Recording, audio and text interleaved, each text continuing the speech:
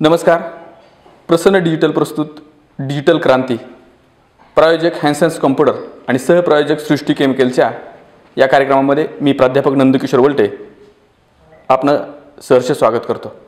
आज आपल्या डिजिटल क्रांती या कार्यक्रमामध्ये शेतकरी हिताच्या विविध योजना आणि शेतकऱ्यांच्या फायद्यासाठी आधुनिक शेती कशी आहे या संदर्भात माहिती सांगण्यासाठी करमाळ्यातील मस्कर ॲग्रो सर्व्हिसेस चे मालक कैलास मस्कर हे आज आपल्या स्टुडिओमध्ये उपलब्ध आहेत.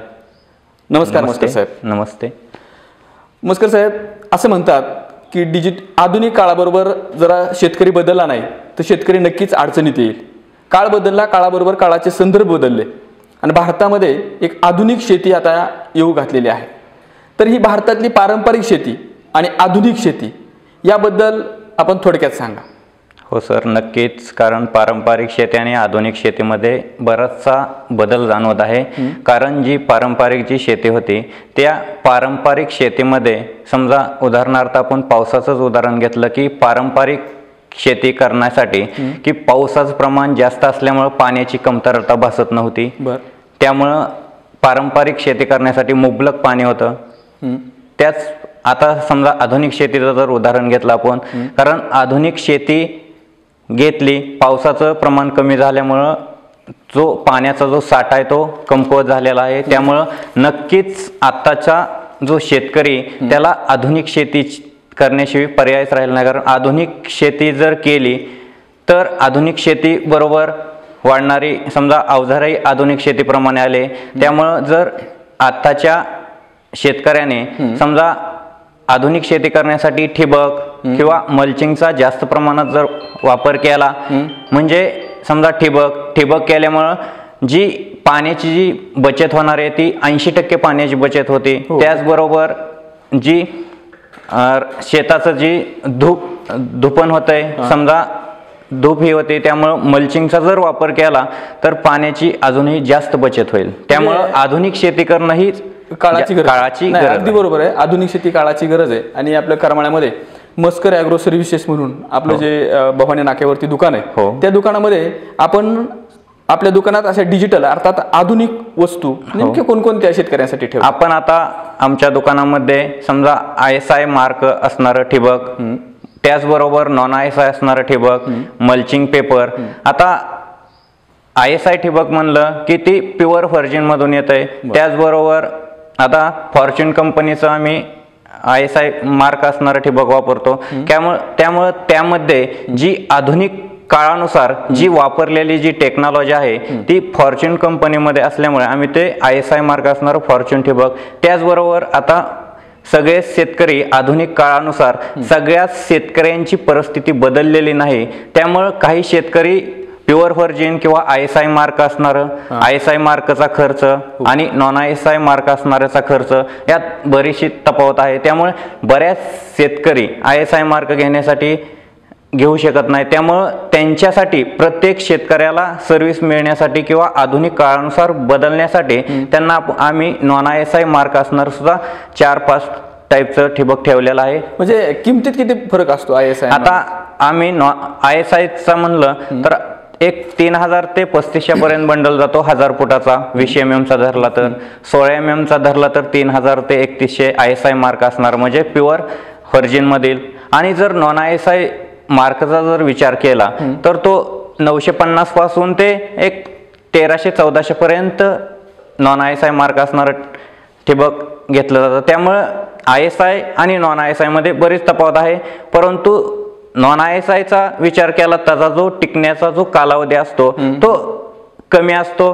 तसा ISIचा जर टिकण्याचा जो कालावधी, कारण व्हर्जिन मटेरियल असल्यामुळं त्याचा जो कालावधी तो एक ISI नॉन ISI पेक्षा जास्तीत जास्त 5-6 वर्ष नक्कीच असू शकतो. म्हणजे ISIचा मार्क असणारा जो बंडल आहे तो एक 8-9-10 वर्ष पर्यंत काहीच होऊ शकत नाही. बरं, असं ऐकून की ISI मार्क ड्रीप जर शेतकऱ्यांनी वापरलं तर सरकारचं त्याला अनुदान मिळतं? सरकारचं आता जर समजा 5 एकराच्या आतील शेतकरी असेल, महिला असतील तर त्यांच्या जमिनीनुसार समजा त्यांच्या ह्याच्यानुसार त्यांना तो शेतकरी तो ISI मार्कच घेतलेले 45%, 50%, 55% पर्यंत गव्हर्नमेंट किंवा सरकार त्यांना अनुदान देते.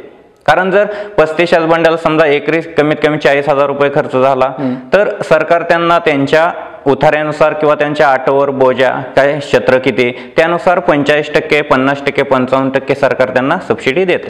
मग ती सरकारची सबसिडी जमा होती शेतकऱ्यांच्या हो, खात्यावर? 100% जमा होते, काही प्रॉब्लेम नाही. त्यासाठी काय पाठपुरावा करता? हो, पाठपुरावा आम्ही समजा शेतकऱ्यांनी नेल्यापासून लगेच बिला त्यांची कागदपत्र घेणं, ती त्यांची पूर्ण प्रोसेस करणं. आमचं जी इंजिनियर कंपनीने जो सेल्स इंजिनियर ठेवलेला असतो तो सेल्स इंजिनियर त्या शेतकऱ्यांच्या प्लॉटवर जाणं, तिथं फोटो घेणं, GPS सर्व्हिस घेणं, त्याची लॉन्जिट्यूड ॲटिट्यूड घेऊन त्याचा पाठपुरावा करून त्याची जी फाईल आहे ती वेळेनुसार शासकीय तालुका कृषी अधिकारी ऑफिसला जमा करून त्यांची जी प्रोसेस आहे तालुका कृषी अधिकाऱ्यांची, त्यांचा जो आता बिल अपलोड करण्यापासून आणि दुकानदारांनी आम्ही समजा बिल अपलोड करून जी प्रोसेस करून फाईल जी तालुका कृषी अधिकारी ऑफिसला देतो त्यानुसार त्यांचे जे कृषी सहाय्यक आहेत ते प्लॉटला जाणं, व्हिजिट करून त्यांची जी पुरावा आहे ते सगळं ते करतात. त्यानुसार मस्कर साहेब, आपला कार्यक्रम जो आहे तो शेतकऱ्यांच्या हिताचा कार्यक्रम आहे आणि कार्यक्रमाचं नावच आहे डिजिटल क्रांती. मग डिजिटल क्रांती म्हणजे एक आधुनिक क्रांती. आणि मग आपल्या दुकानामध्ये अशा आधुनिक असे वेगवेगळ्या कोणकोणत्या वस्तू असतात की ज्या शेतकऱ्यांच्या हिताच्या आहेत, आधुनिक शेती करण्यासाठी उपयोगाच्या आहेत? आता मल्चिंग पेपर आला, कारण आम्ही कमीत कमी शेतकऱ्याला कसं परवडल. आता मल्चिंग पेपर आहे तो आपलं जो मल्चिंग पेपर आहे किंवा ठिबक आहे हा बॅकवॉटर एरियाला पारेवारी, जिंती, समजा कर्जत आला, दांडेवाडी आली आणि त्याचबरोबर कमी पाण्यात आधुनिक शेती करण्याची जी उदाहरणं जर बघायची म्हणलं तर वरकटणे आलं, वरकटण्याच्या कडेला सौंदे म्हणून गाव आहे, सौंदे परत गुरसुई गाव आहे, अशी 6 गाव आहे. या गावांमध्ये पाण्याचं प्रमाण अतिशय अल्प प्रमाणात आहे, तरी तेथील शेतकरी किंवा तेथील युवक जो आहे तो आधुनिक शेतीकडे वळाल्यामुळं तिथली जी शेती आहे तो आता सौंद्यातील बरेच शेतकरी 40 ते 50 शेतकऱ्यांना मी मल्चिंग अँड ठिबक दिलेला आहे. नाही, आम्हाला अगोदर हे सांगा की मल्चिंग शेती म्हणजे नेमकं काय?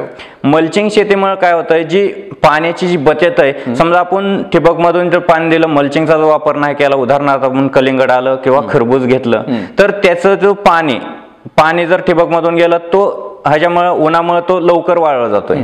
त्यामुळं जर मल्चिंगचा जर वापर केला आपण तर पाण्याची 20-80% बचत ही जास्त प्रमाणात होते. त्यामुळं जी मातीचं जे वाळण आहे किंवा हे होणं त्यामुळं पाण्याची बचत होते. आणि पिकाचं जर हे घेतलं, समजा खतं सोडलेले असतील आणि त्यामुळं पीक जे आहे समजा खाली असं जमिनीवर हे पडल्यामुळे ते पिकाला समजा हे होणं, खराब होणं हे अशा गोष्टी टाळू शकतात. बघा शेतकरो, म्हणजे आता मस्कर ॲग्रो एजन्सीचे मालक हे कैलास मस्कर हेच सांगतायत की आधुनिक शेती ही आपल्यासाठी खूप उपकारक आहे आणि त्यासाठी मल्चिंग पेपर आणि ड्रीपचा जर वापर केला तर नक्कीच शेती आपल्याला परवडू सुद्धा शकते. मल्चिंग शेतीचे यांनी या ठिकाणी आता बरेचसे असे फायदे सुद्धा आपल्याला या ठिकाणी त्यांनी सांगितले आणि ड्रीप शेतीचा काय उपयोग आहे याबद्दलही यांनी या ठिकाणी आपल्याला ती माहिती सांगतायत. मला आता सांगा की तुम्ही तुमचं जे माल विक्री करता तो माल नेमका कुठं कुठं आपण तालुक्यामध्ये? आता तालुक्यामध्ये बॅकवॉटर एरियाला म्हणजे पूर्ण समजा जास्त लांबचं टोक म्हणलं तर समजा पारेवाडी, जिंती, हिंगणी, कुर्टी, वीट, विहाळ आणि हा भाग समजा घेतला उंबरट, परत समजा निंबुरा आलं, सौंद, वरकटणं, गुरसुई आणि समजा येथील करमाळा तालुक्यातील बरीच अशी गावं आणि आपला करमाळा तालुका सोडून कर्जत आणि कर्जत परत इकडं कुर्डवाडी सोडून बार्शीपर्यंत माल सप्लाय करतो. तसेच श्रीगोंदा लांबपर्यंत माल, कारण होलसेल असल्यामुळं लांबपर्यंत शेतकरी कॉन्टॅक्टमध्ये आणि तेथील दुकानदार किंवा शेतकरी जास्तीत जास्त येऊन, कारण होलसेल दरात पूर्ण वस्तू आम्ही होलसेल दरात देतो. जी दुकानदारांना जी वस्तू देतो त्याच वस्तू आम्ही शेतकऱ्यांना कसं शेतकरी कमी किमतीत शेतकऱ्याचं कसं आधुनिक शेती केली जाईल ह्याचा विचार करतो. त्यामुळे आम्ही सगळ्या वस्तू जेवढ्या दुकानातील आधुनिक शेतीप्रमाणे ज्या वस्तू आहेत त्या आम्ही शेतकऱ्यांना सगळ्या वस्तू होलसेल दरात देतो. नक्कीच. आणि आपण या ज्या वस्तू विकता, मग मल्चिंग पेपर असेल, ड्रीप असेल किंवा कृषीबद्दल वेगवेगळं साहित्य असेल, या वस्तूंच्या विक्रीनंतर पुढे आपण शेतकऱ्यांना काय सेवा देता? हो, काही प्रॉब्लेम आला शेतकऱ्यांना, समजा आपण उदाहरणार्थ ठिबक दिलं किंवा मल्चिंग दिलं, जर कंपनीकडून समजा प्रत्येकच बंडल किंवा प्रत्येकच हे समजा स्वतः मालक बघू शकत नाही, समजा आल्याला समजा एखाद्या शेतकऱ्याला दिलं, त्या शेतकऱ्याने जर हातरलं, समजा काही समजा आधुनिक शेती समजा मशीन असतील काय असतील ती उत्पादक करताना काही जर प्रॉब्लेम आला तर ते समजा शेतात गेलं त्यांच्या शेतकऱ्यांच्या जर निदर्शनात आलं की हा प्रॉब्लेम आलाय तर शेतकऱ्यांनी आम्हाला फोन केला तर स्वतः मी किंवा आमच्या दुकानातील माणूस तो त्याच दिवशी किंवा लगेच तिथं जाऊन बघणार प्रत्यक्षात काय प्रॉब्लेम आलाय, काही प्रॉब्लेम आला तरी आम्ही तो जो प्रॉब्लेम आहे तिथंच लगेच सॉल्व्ह करून दिला जातो, पण शेतकऱ्यांचा पूर्ण विचार करून केला जातो. म्हणजे शेतकऱ्याची कोणतीही अडचण आली, हो कोणतीही अडचण येऊ द्या तिथं आम्ही तत्परपणे त्या ठिकाणी जातो. शेतकऱ्याला त्या विकलेल्या मालाबद्दल विकलेल्या मालाबद्दल त्यांची जी शेतकऱ्यांची जी नाखुशी असेल किंवा हे असेल तर तिथं त्यांना सगळं पर्याय आम्ही हे करून दिले जातात. म्हणजे शेतकरी बघा की आपण आधुनिक शेतीचा प्रयोग जर शेतामध्ये राबवत असाल तर नक्कीच आपण या ठिकाणी मस्कर ॲग्रो सर्व्हिसेस या दुकानाला नक्कीच भेट द्यायला पाहिजे, कारण त्या ठिकाणी ते शेतीबद्दल शेतीपूरक विविध वस्तूंची विक्रीही त्या ठिकाणी तेवढ्या प्रामाणिकपणे करत असतात. त्याचप्रमाणे जर आपल्या शेतामध्ये त्या गेलेल्या वस्तूंबद्दल जर काही टेक्निकली प्रॉब्लेम असेल तर त्या संदर्भातही त्या ठिकाणी येऊन ते त्या ठिकाणी सोल्युशन करत असतात आणि त्या विविध वस्तू अगदी त्या शेतीमध्ये विकत असतात.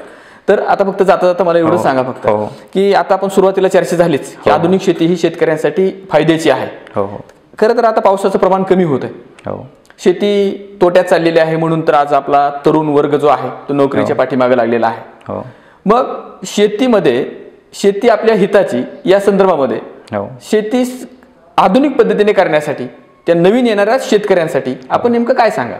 आता समजा उदाहरणार्थ आपण जर पारंपरिक शेती घेतली आणि आधुनिक शेती घेतली तर पारंपरिक शेती जी होती समजा लोकसंख्या कमी असल्यामुळे तिथं क्षेत्र भरपूर होतं, पारंपरिक शेतीमध्ये पावसाचं प्रमाण जास्त होतं. तसं आता आधुनिक शेतीचा जर विचार केला आपण तर लोकसंख्या वाढीनुसार त्यात पावसाचं प्रमाण कमी झालं, त्यामुळे शेतीचं जो क्षेत्र आहे तो शेती क्षेत्र काय झालं कमी झालं. कमी झाल्यामुळं जो शेतकरी आहे समजा युवक वर्ग आहे जी आधुनिक यंत्र किंवा आधुनिक यंत्रसामग्री न वापरता शेती करू लागला. जर युवक वर्गाने जर आधुनिक काळानुसार किंवा आधुनिक नेटनुसार जर आपण बदल केला तर नक्की शेती फायदेशीर आहे. जो शेतकरी समजा आधुनिक युवक आहे किंवा तो जो ह्याच्या मागं नोकरीच्या मागं पळतोय, समजा सगळ्यांनीच आधुनिक ह्याच्याकडे पळणं हे नाही, पण आधुनिक शेती नक्कीच फायदेशीर. ठीक आहे प्रेक्षक हो, बघा आताच एक युवा व्यावसायिक अर्थात कैलास मस्कर ज्यांची मस्कर ॲग्रो सर्व्हिसेस भवानी नाका करमाळा या ठिकाणी जी काही एजन्सी आहे ते अगदी तरुण आहेत आणि तरुणांसाठी त्यांनी अत्यंत मोलाचा असा संदेश दिलेला आहे की तुम्ही नोकरीच्या पाठीमागे न जाता तुम्ही शेती ही आधुनिक पद्धतीने केली तर त्या पद्धतीने शेती केल्यानंतर नक्कीच तुम्हाला त्याचा फायदा होतो. प्रसन्न डिजिटल चॅनल या चॅनलवरती शेतकऱ्यांना आधुनिक शेतीच्या संदर्भामध्ये की आधुनिक अवजारे नेमकी बाजारात कोणती आलेली आहेत आणि त्याचा शेतकऱ्यांना कसा फायदा आहे या संदर्भात विविध असे कार्यक्रम आम्ही नक्कीच घेणार आहेत. आज आपल्या स्टुडिओमध्ये कैलास मस्कर या ठिकाणी आले आणि शेतकऱ्यांना त्यांनी योग्य असं मार्गदर्शन केलं. नक्कीच शेतीसाठी ते पूरक राहणार आहे. मस्कर साहेब नमस्कार. धन्यवाद.